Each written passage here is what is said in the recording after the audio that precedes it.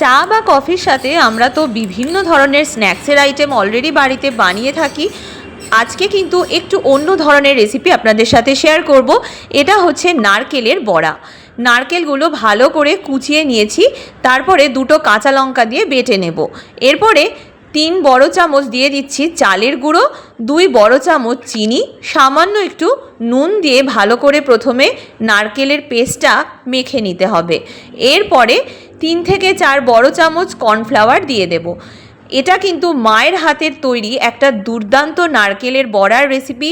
আর এই নারকেলটা কিন্তু ঠিক টাটকা নারকেল না, বেশ কয়েকদিন পরে যখন নারকেলটা শুকিয়ে যায়, ময়েশ্চারটা নষ্ট হয়ে যায়, তখন কিন্তু আমরা প্রায় ভাবি এটা দিয়ে কি বানানো যায়, অনেকে আবার ফেলেও দেন। কিন্তু এইভাবে একবার নারকেলের বড়া বানিয়ে দেখুন, আমি গ্যারেন্টি দিচ্ছি একবার খেলে বারবার খেতে মন চাইবে।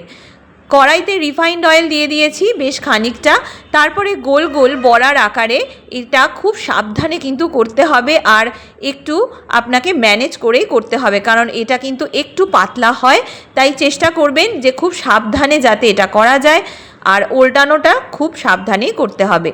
তাই একদম দুটো পিঠ যাতে লাল করে ভাজা হয়, তার জন্য কিন্তু আমাদেরকে একদম একটু বেশি তেলেই এটাকে করতে হবে। আর যেহেতু নারকেলের বড়া একটু তো তেল বেরোবেই, একদম লাল করে এটাকে ভাজবেন। আর যে যেরকম ঝাল খান সে সেরকম ঝাল দিতে পারেন, তবে দুটো কাঁচা লঙ্কা একদম এনাফ। আর একটু এটা মিষ্টি মিষ্টি হয়, তাই চিনিটা একটু বেশি করেই আমি দিয়েছি। আর মায়ের হাতে যেহেতু এই নারকেলের বড়া রেসিপি, সেই জন্যেই বলছি, আপনাদের মন্দ লাগবে না।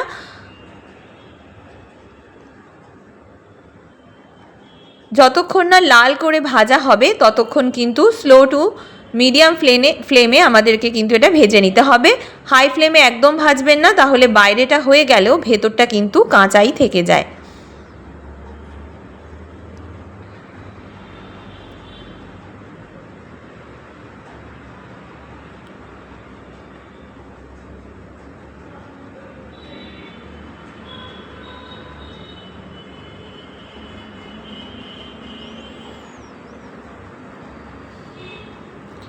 ঠিক এইভাবে চেপটে চেপটে নারকেলের বড়াগুলো একদম লাল করে আমার ভাজা হয়ে গেছে, মানে আমার মায়ের ভাজা হয়ে গেছে। তো এইবারে এটাকে তুলে নিতে হবে।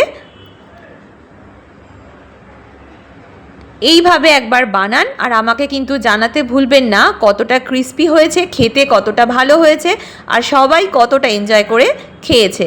আশা করি আজকের রেসিপিটা আপনাদের ভালো লেগেছে।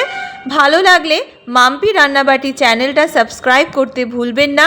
খুব সুন্দর কিন্তু খেতে হয়েছিল, তাই অবশ্যই একবার ট্রাই করে দেখুন। সবাই ভালো থাকবেন, সুস্থ থাকবেন, আর খেতে থাকবেন।